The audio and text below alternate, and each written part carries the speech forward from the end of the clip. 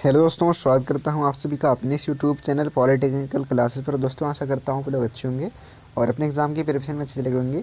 चलिए दोस्तों, आज की इस वीडियो में आपको बताने वाले हैं एनालॉग इलेक्ट्रॉनिक्स, जो कि आपकी जो सीरीज़ चल रही थी टॉप 25 क्वेश्चनों की। तो आज हम इसके लेक्चर 4 के बारे में बात करने वाले हैं। तो दोस्तों देखिए, जो आपकी जो सीरीज़ चला रहे हैं टॉप 25 क्वेश्चन वाली, काफ़ी इंपॉर्टेंट है आपके एग्ज़ाम की दृष्टि से कि आप अगर टॉप 25 की सीरीज़ को कर लेते हैं तो आप ये मान के चलिए 25 क्वेश्चन, मतलब अब यहाँ पे अगर हम परसेंटेज के हिसाब से बताएं तो आप 100 में से 80% क्वेश्चनों को यहाँ पे कर पाएंगे।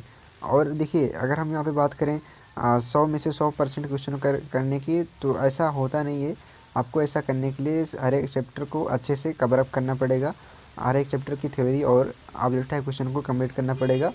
तो इसके लिए आपको क्या करना है, आपको जाना है चैनल की प्लेलिस्ट में। तो वहाँ पे हमने एनालॉग इलेक्ट्रॉनिक्स की चैप्टर वाइज एक वीडियो बना रखी है, तो उसको आप पढ़ लीजिएगा अच्छे से। तो वहाँ से आप क्या करेंगे, 25 में से 25 क्वेश्चन आप करके आएंगे। तो देखिए, यहाँ पे करके आने का मतलब ये नहीं है कि आपने एक बार पढ़ लिया बस हो गया। तो आपको अच्छे से पढ़ना है, रिवीजन करना है, तभी सारी चीज़ें हो पाएंगी, क्योंकि ऐसे हो नहीं जाता है कि हमने पढ़ लिया और हो गया।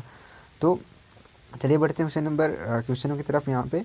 तो देखिए, जो हमारा क्वेश्चन यहाँ पे, इसके पहले हम 25 क्वेश्चन बता दिया था। तो अब यहाँ पे 26 से देखते हैं। देखिए क्या है यहाँ पे कि मॉसफेट में सबस्ट्रेट डॉट डॉट मटेरियल से बनता है। तो देखिए अगर हम यहाँ पे बात करें कि पी मॉसफेट में सबस्ट्रेट बनता है किससे, तो ऑप्शन ए पी टाइप से, ऑप्शन बी एन टाइप से, ऑप्शन सी ए और बी दोनों से, या फिर ऑप्शन डी कोई नहीं। तो देखिए, अगर हम यहाँ पे पी मॉसफेट की बात कर रहे हैं तो जो सबस्ट्रेट बनेगा एन टाइप से बनेगा। किससे बनेगा? एन टाइप से। तो यहाँ पे क्या हो जाएगा, हमारा ऑप्शन बी राइट हो जाएगा।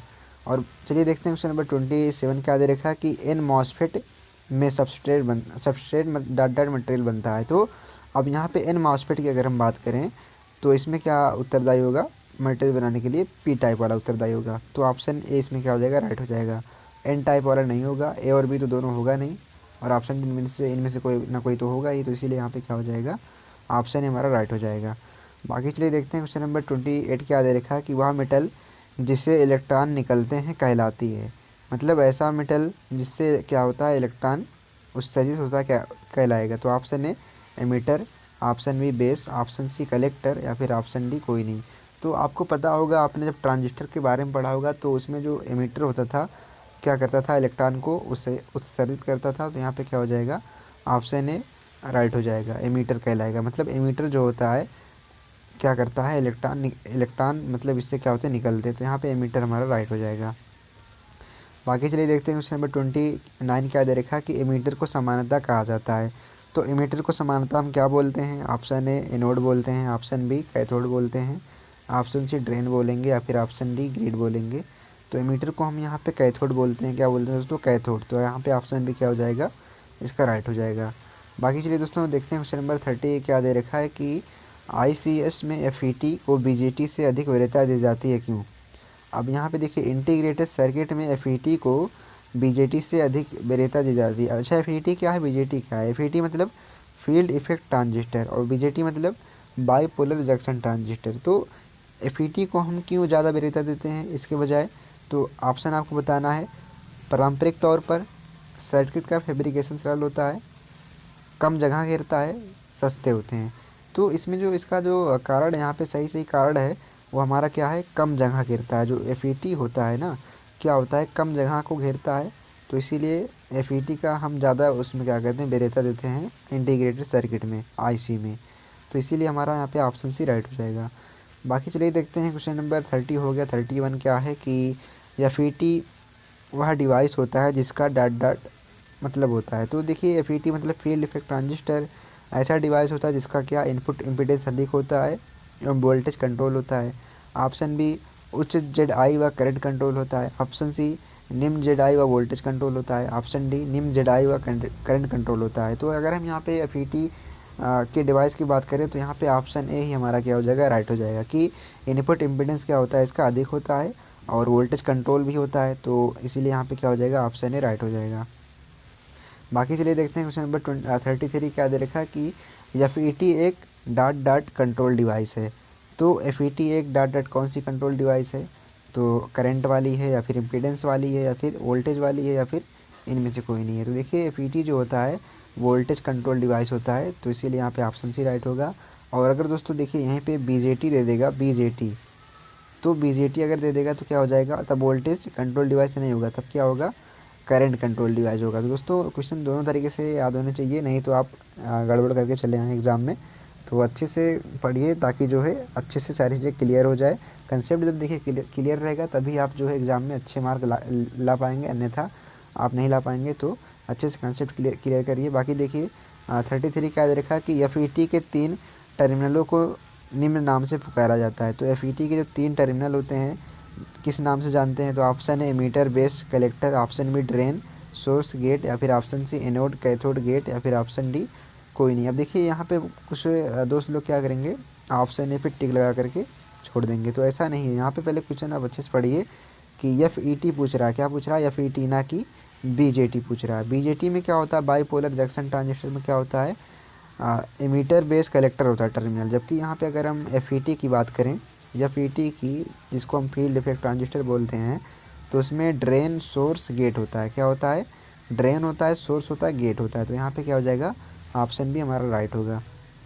बाकी चलिए देखते हैं क्वेश्चन नंबर 34 क्या दे रखा है कि FET एक डॉट डॉट डिवाइस होता है। तो FET एक प्रकार से कैसा डिवाइस होता है, बाईपोलर होता है, यूनिपोलर होता है, ऑप्शन सी ए और बी दोनों होता है, या फिर ऑप्शन डी कोई नहीं। तो FET मतलब फील्ड इफेक्ट ट्रांजिस्टर। तो कैसा डिवाइस होता है ये, देखिए बाईपोलर होगा नहीं, क्योंकि बाईपोलर में क्या होता है, जिसमें जो है धारा जो होती है दोनों तरीके के इलेक्ट्रॉन से प्रभावित होती है, एक मेजॉरिटी और एक माइनॉरिटी। तो FET में जो गुण होता है यहाँ पे क्या होता है, इसमें केवल मेजॉरिटी के कारण ही करंट प्रभावित होता है। तो इसलिए यहाँ पे क्या हो जाएगा, एक प्रकार से यूनिपोलर, मतलब एक ध्रुवीय है। तो यहाँ पे क्या हो जाएगा, ऑप्शन भी इसका राइट होगा। बाकी चलिए देखते हैं 35 क्या दे रखा है कि FET में करंट कंडक्शन से होता है। FET में करंट कंडक्शन डॉट डॉट से होता है। तो अगर हम यहाँ पे बात करें, तो यहाँ पे अगर हम बात करें तो क्या हो जाएगा ऑप्शन हमारा, ऑप्शन है मेजॉरिटी कैरियर केवल, या फिर ऑप्शन बी केवल माइनॉरिटी कैरियर, या फिर ऑप्शन सी मेजॉरिटी और माइनॉरिटी कैरियर दोनों, या फिर ऑप्शन डी कोई नहीं। तो अब देखिए FET में जो करंट कंडक्शन होता है यहाँ पे केवल मेजॉरिटी कैरियर के कारण होता है। जैसा कि हमने भी इसके पहले बताया कि FET में क्या होता है, केवल मेजॉरिटी वाहक ही क्या होते हैं, करंट को जो है प्रभावित करने में सहायता करते हैं। तो इसीलिए यहाँ पे ऑप्शन ए राइट होगा। और यहाँ पे अगर हम BJT की बात करेंगे तब क्या हो जाएगा, तब ऑप्शन सी राइट होगा, मेजॉरिटी और माइनॉरिटी कैरियर दोनों। तो इसीलिए क्वेश्चन अच्छे से क्लियर करें और अच्छे से क्वेश्चन करके आएँ। बाकी देखिए 36 क्या दे रखा है कि FET इनपुट वोल्टेज के लिए डॉट डॉट सेंसिटिव होता है। अब देखिए FET इनपुट वोल्टेज के लिए क्या सेंसिटिव होता है, तो ऑप्शन ए अधिक होता है, ऑप्शन बी कम सेंसिटिव होता है, या फिर ऑप्शन सी नहीं होता है, या फिर ऑप्शन डी कोई नहीं होता है। तो देखिए FET इनपुट वोल्टेज के लिए क्या होता है, कम सेंसिटिव होता है। तो यहाँ पे ऑप्शन बी क्या हो जाएगा, हमारा राइट हो जाएगा। बाकी चलिए देखते हैं क्वेश्चन नंबर 37 क्या दे रखा है कि मॉसफेट के ऑपरेशन की स्पीड डॉट डॉट होती है। ऑप्शन ए कम होती है, अधिक होती है, ऑप्शन सी ए और बी दोनों होगी, ऑप्शन डी कोई नहीं होगा। तो अगर हम यहाँ पे बात करें मॉसफेट के ऑपरेशन की स्पीड की, तो ऑप्शन ए हो जाएगा यहाँ पे कि स्पीड क्या होती है, कम होती है। मॉसफेट के ऑपरेशन की स्पीड क्या होती है, कम होती है। तो ऑप्शन ए क्या होगा, इसका राइट होगा। बाकी चलिए देखते हैं क्वेश्चन नंबर 38 क्या दे रखा कि मॉसफेट की current driving capacity dot dot होती है। तो मॉसफेट की करंट ड्राइविंग कैपेसिटी क्या होती है, ऑप्शन ए कम होती है, ऑप्शन बी अधिक होती है, ऑप्शन सी दोनों, ऑप्शन डी इनमें से कोई नहीं। तो देखिए मॉसफेट की ऑपरेशन स्पीड जो होती है कम होती है, और मॉसफेट की करंट ड्राइविंग कैपेसिटी भी क्या होती है, कम होती है। तो दोनों चीज़ें आपको याद होना चाहिए। तो यहाँ भी ऑप्शन ए राइट होगा, यहाँ भी ऑप्शन ए राइट होगा। बाकी चलिए देखते हैं क्वेश्चन नंबर 39 क्या दे रखा है कि मॉसफेट की डॉट डॉट एन मॉसफेट की तुलना में कम होती है। यानी जो मॉसफेट होता है वो एन मॉसफेट की तुलना में कम होता है, क्या चीज़, तो option A current capacity, switching speed, option C A और बी दोनों, ऑप्शन डी कोई नहीं। तो अगर हम यहाँ पे स्विचिंग स्पीड की बात करें तो क्या होता है, ये एन मॉसफेट की तुलना में क्या होता है, मॉसफेट की कम होती है। तो एम मॉसफेट की मॉसफेट की जो स्विचिंग स्पीड होती है एन मॉसफेट की तुलना में क्या होती है, कम होती है। तो यहाँ पे ऑप्शन बी क्या हो जाएगा, इसमें राइट होगा। बाकी देखते हैं क्वेश्चन नंबर 40 क्या दे रखा है कि यह मॉसफेट में सिलिकॉन डाइऑक्साइड कार्य करता है। तो ऑप्शन है चैनल की तरह, ऑप्शन बी डाई इलेक्ट्रिक की तरह, ऑप्शन सी गेट की तरह, ऑप्शन सी सोर्स के रूप में, तो अगर हम यहाँ पे मॉसफेट में सिलिकॉन डाइऑक्साइड की बात करें, वो एक प्रकार से डाई इलेक्ट्रिक की भांति कार्य करता है। तो ऑप्शन बी क्या हो जाएगा हमारा, राइट हो जाएगा। बाकी चलिए देखते हैं क्वेश्चन नंबर 41 क्या दे रखा है कि JFET में कंट्रोल टर्मिनल होता है। तो JFET में कंट्रोल टर्मिनल क्या होता है, ऑप्शन ए सोर्स होता है, ऑप्शन बी ड्रेन होता है, ऑप्शन सी गेट होता है, ऑप्शन डी बेस होता है। तो अगर हम यहाँ पे JFET में कंट्रोल टर्मिनल की बात करें तो गेट होता है, क्योंकि देखिए एक प्रकार से अगर हम आपको समझाएं, देखिए यहाँ पे क्या होता है, ड्रेन होता है, 1 मिनट, यहाँ पे ड्रेन होता है, फिर बीच में गेट होता है, फिर नीचे सोर्स होता है। तो जब ड्रेन से धारा प्रवाहित होती है तो क्या होता है, जो गेट होता है ना, क्या करता है, यही जो है धारा को कंट्रोल करता है कि कितनी धारा स्रोत यहाँ तक आएगी, सोर्स तक, और कितनी नहीं आएगी। तो सारा काम यहाँ पे गेट का होता है। तो यहाँ पे क्या हो जाएगा, ऑप्शन, इसमें क्या हो जाएगा, ऑप्शन सी राइट हो जाएगा।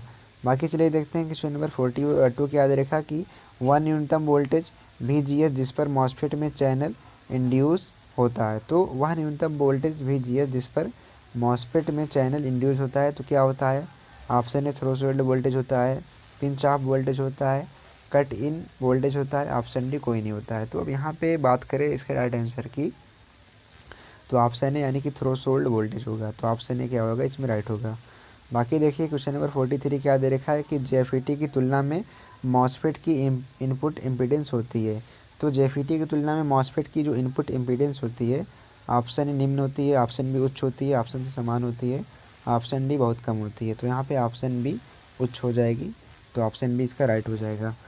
बाकी चलिए देखते हैं क्वेश्चन नंबर 44 क्या दे रखा है कि DN मॉसफेट के लिए संबंध है। तो DN मॉसफेट के लिए सिंबल, सॉरी क्या है, यहाँ पे देखिए सिंबल की बात की जा रही है। तो क्या है, तो ऑप्शन ए दे रखा है कि इस प्रकार से ड्रेन है यहाँ पे है, और यहाँ पे गेट है, और यहाँ पे सोर्स है। और देखिए ऑप्शन बी, फिर यहाँ पे ड्रेन है, गेट है, सोर्स है, और ऑप्शन सी यहाँ पे क्या है, ड्रेन, गेट, सोर्स, और यहाँ पे क्या है, ऑप्शन डी में सेम टाइप से दिया गया है। पर इसमें देखिए DN मॉसफेट वाला कौन सा होगा, यहाँ पे जो ऑप्शन सी दे रखा है ये वाला हमारा क्या हो जाएगा, ड्रेन, गेट और सोर्स, यही हमारा क्या हो जाएगा, इसमें राइट आंसर हो जाएगा। क्योंकि देखिए यहाँ पे अगर हम बात करें, इसमें देखिए यहाँ पे देखिए अलग चीज़ यहाँ पे बना है, यहाँ पे देखिए एक जैसा ये भी है, और यहाँ पे देखिए ये थोड़ा सा अलग है।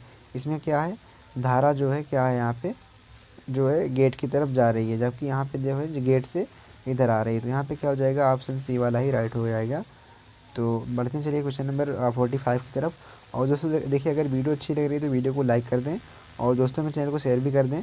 और बाकी देखिए वीडियो को पूरा पूरा वॉच करिए, क्योंकि जब आप भगा भगा कर मतलब देखेंगे वीडियो को, तो आपको समझ में कुछ नहीं आने वाला है। केवल आप ये देख लेंगे हाँ इस ऑप्शन में ऐसे ये सही है, तो बस उसका कंसेप्ट आपको अगर नहीं क्लियर होगा तो एग्ज़ाम में ज़रूरी नहीं है जैसे ऐसे यहाँ पे क्वेश्चन दे रखा है ऐसे ही दे दे। क्या होगा, क्वेश्चन को घुमा फिरा करके पूछेगा, तो आप जब कन्फ्यूज़ हो जाएंगे वहाँ पे तो फिर कहेंगे कि सर ने आपने सही नहीं बताया था, ऐसा वैसा बोलेंगे बाद में। तो इसीलिए अच्छे से देखिए। तो देखिए क्वेश्चन नंबर 45 क्या दे रखा है कि EN मॉसफेट के लिए सिंबल होता है। तो ऑप्शन ने दे रखा है कि ड्रेन, गेट, सोर्स, और ऑप्शन भी दे रखा है ड्रेन, गेट, सोर्स, और option C drain, gate, source, और यहाँ पे देखिए एक प्रकार से बेस दे रखा है। ऑप्शन डी देखिए ड्रेन, गेट, सोर्स, और यहाँ पे इस प्रकार से है। तो देखिए अब इसका राइट आंसर क्या होगा इसमें, तो अगर हम बात करें इसके राइट आंसर की हो तो यहाँ पे ऑप्शन है यानी कि ड्रेन, गेट, सोर्स ही होगा। तो अब देखिए थोड़ा सा फ़र्क जान लीजिए EN मॉसफेट और DN मॉसफेट में। तो EN मॉसफेट में क्या हो रहा था यहाँ पे कि यहाँ पे देखिए EN मॉसफेट में क्या हो रहा था, जो है बेस जो है बेस से जो धारा है जो गेट की तरफ जा रही है, इसमें देखिए क्या हो रहा है, इसमें भी क्या हो रहा है, यहाँ से बेस से धारा नहीं जा रही, यहाँ से सोर्स से धारा जो है गेट की तरफ जा रही है। तो दोनों में थोड़ा सा फ़र्क इस प्रकार से है। तो इसको आप ऐसे भी याद कर सकते हैं कि DN मॉसफेट में क्या होता है, बेस से धारा गेट की तरफ जाती है, जबकि EN मॉसफेट में क्या होता है, सोर्स से धारा जो होती है गेट की तरफ जाती है। तो ऐसे इसको आप याद कर सकते हैं। बाकी चलिए देखते हैं 45 हो ही गया है। 46 देख लेते हैं क्या है कि N मॉसफेट में कंडक्शन पैरामीटर को निम्न समीकरण के द्वारा व्यक्त किया जाता है। तो N मॉसफेट में कंडक्शन पैरामीटर जो K होता है उसको निम्न समीकरण में कैसे व्यक्त करते हैं, तो ऑप्शन दे रखा कि half new half micro N C। तो थोड़ा सा क्लियर नहीं लिखा गया है, फिर भी आपको बता देते हैं। देखिए थोड़ा सा जूम करके दिखा देते हैं यहाँ पे। तो 1/2 माइक्रो N CO एन और डब्ल्यू अपान एल ए अपान भी स्क्वायर। ऑप्शन भी दे रखा कि 1/2 माइक्रो एन, और यहाँ पे देखिए सी स्क्वायर ओ एक्स और डब्ल्यू अपान एल, और ऑप्शन सी दे रखा कि 1/2 माइक्रो एन सी ओ। सी यहाँ पे लिखा गया है, देखिए यहाँ पे एन नहीं, यहाँ पे ओ भी है, तो यहाँ पे ओ भी है, यहाँ पे ओ एन है, ओ सी है, और यहाँ पे देखिए एल अपान डब्ल्यू ए अपान भी स्क्वायर। ऑप्शन डी कोई नहीं। तो यहाँ पे अगर राइट आंसर की बात करें, जो एन मॉसफेट में कंडक्शन पैरामीटर के को जो है निम्न समीकरण से व्यक्त करते हैं, तो option A half micro N C O भी और डब्ल्यू अपान एल ए अपान भी स्क्वायर। तो यहाँ पे ऑप्शन ए राइट होगा। बाकी चलिए देखते हैं क्वेश्चन नंबर 47 क्या दे रखा है। अब देखो, तो देखिए यहाँ पे थोड़ा क्लियर नहीं है, तो आप इसको अपनी बुक से भी क्लियर कर सकते हैं। बाकी चलिए देखते हैं क्वेश्चन नंबर 47 क्या दे रखा है कि सैचुरेशन रीजन में ड्रेन करंट को निम्न समीकरण के द्वारा व्यक्त करते हैं। तो सैचुरेशन रीजन में ड्रेन में जो करंट होती है किस समीकरण के द्वारा व्यक्त करेंगे, तो ऑप्शन ए दे रखा कि आई डी बराबर के इंटू 2 भी जी एस माइनस का भी टी और इंटू भी डी एस माइनस का भी square D S. Option B क्या दे रखा है कि आई डी बराबर के इंटू भी जी एस माइनस का भी टी का होल स्क्वायर। ऑप्शन सी दे रखा कि आई डी बराबर के इंटू 2 भी जी एस माइनस का भी टी स्क्वायर भी टी का होल स्क्वायर। ऑप्शन डी कोई नहीं। तो इसके हम राइट आंसर की बात करें तो ऑप्शन बी राइट होगा, आई डी बराबर के भी जी एस माइनस का भी टी का होल स्क्वायर। तो ऑप्शन डी क्या होगा, इसमें राइट होगा। बाकी चलिए देखते हैं क्वेश्चन नंबर 47 तो हो ही गया है। 48 देख लीजिए क्या है कि जब भी जी एस बराबर 1 हो तो जे एफ ई टी के यहाँ पे क्या है, junction field effect transistor, junction field effect transistor. तो भी जी एस बराबर 1 हो तो जे एफ ई टी का पिंच ऑफ वोल्टेज 4 वोल्ट है। तो यह पिंच ऑफ कितने drain source V D S पर होगा। तो वी जी एस का मान दिया रखा है और यहाँ पे पिंच ऑफ वोल्टेज 4 दिया रखा है, तो यहाँ पे क्या हो जाएगा, ऑप्शन बी क्या हो जाएगा, 3 वोल्ट हो जाएगा। तो यहाँ पे ऑप्शन बी इसका राइट आंसर हो जाएगा।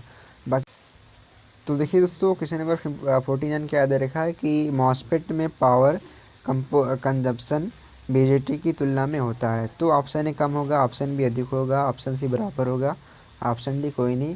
तो अगर हम यहाँ पे बात करें मॉसफेट में पावर कंजप्शन की, जो कि बीजेटी की तुलना में क्या होगी, कम होगी, तो ऑप्शन ए यहाँ पे क्या होगा, राइट होगा। बाकी देखिए क्वेश्चन नंबर 50 क्या दे रखा है कि मॉसफेट का प्रयोग करने वाले सर्किट की डेंसिटी या फिर चिप एरिया होती है। तो ऑप्शन ए कम, ऑप्शन बी अधिक, ऑप्शन सी बराबर, ऑप्शन डी कोई नहीं। तो मॉसफेट का प्रयोग करने वाले सर्किट की डेंसिटी या फिर चिप एरिया जो होती है कम होती है। तो ऑप्शन ए क्या हो जाएगा, राइट होगा यहाँ पे। बाकी देखिए क्वेश्चन नंबर 51 क्या दे रखा है कि एन मॉसफेट में एन टाइप मटेरियल से बने दोनों रीजन होते हैं। तो ऑप्शन ए अधिक डोपिंग वाले होते हैं, या फिर ऑप्शन बी कम डोपिंग वाले होते हैं, या फिर ऑप्शन सी कोई डोपिंग नहीं होती है, या फिर इनमें से कोई नहीं। तो यहाँ पे अगर हम बात करें एन मॉसफेट की, तो जो एन टाइप मटेरियल बने होते हैं वो अधिक डोपिंग वाले होते हैं। तो ऑप्शन ए क्या हो जाएगा, राइट हो जाएगा। बाकी देखिए चलिए 52 क्या दे रखा है कि जब भी डी एस को भी जी एस माइनस भी टी से अधिक बढ़ाया जाता है तो प्रभावी चैनल की लंबाई डॉट डॉट हो जाती है। तो ऑप्शन ए बढ़ जाएगी, घट जाएगी, कोई प्रभाव नहीं पड़ेगा, कोई नहीं होगा इनमें से। तो अब यहाँ पे बात करेंगे इसके राइट आंसर की, तो ऑप्शन बी घट जाएगा, क्योंकि भी डी एस जो होता है भी जी एस माइनस भी टी से अधिक करेंगे तो क्या हो जाएगा, प्रभावी लंबाई हमारी घट जाएगी। तो ऑप्शन बी इसका राइट हो जाएगा। और दोस्तों अगर वीडियो अच्छी लगी तो वीडियो को लाइक कर दें और दोस्तों में अपने इस चैनल को शेयर कर दें। बाकी इसका आप फुल वीडियो आप देखना चाहते हैं चैप्टर वाइज, तो प्लेलिस्ट बना रखी है एनालॉग इलेक्ट्रॉनिक्स के नाम से, तो आप चैप्टर वाइज भी वीडियो वॉच कर सकते हैं वहाँ से और अच्छे नंबर अपने एग्ज़ाम में ला सकते हैं। तो देखिए अब कुछ ना कुछ तो करना ही पड़ेगा, अगर आपको 25 में से 25 लाना है तो कुछ ना कुछ तो करना ही पड़ेगा। 25 क्वेश्चन में से 25 सॉल्व करना है, क्योंकि देखिए 25 में 25 तभी आप अच्छे से ला सकते हैं जब आप पूरा सिलेबस कंप्लीट कर पाएंगे। तो देखिए अगर हम यहाँ पे बात करें तो बहुत ज़्यादा वीडियो वहाँ पे लगभग 27 वीडियो शायद बनी है उसमें, तो 27 नहीं आप मान के चलिए 25 ही वीडियो है। तो 25 वीडियो में जो है लगभग 10 से 15 मिनट की हर एक वीडियो होगी, तो इससे कम ही मिनट की होगी। तो 10 से 15 मिनट कुछ होता नहीं है, तो आप अच्छे से कम ही टाइम में अच्छे से अपनी तैयारी अच्छे से कर सकते हैं। तो आप जा कर के वहाँ से देखिए और अपनी तैयारी को और अच्छा कर लीजिए। बाकी मिलते हैं आपसे अगली वीडियो में, तब तक के लिए बाय बाय, टेक केयर।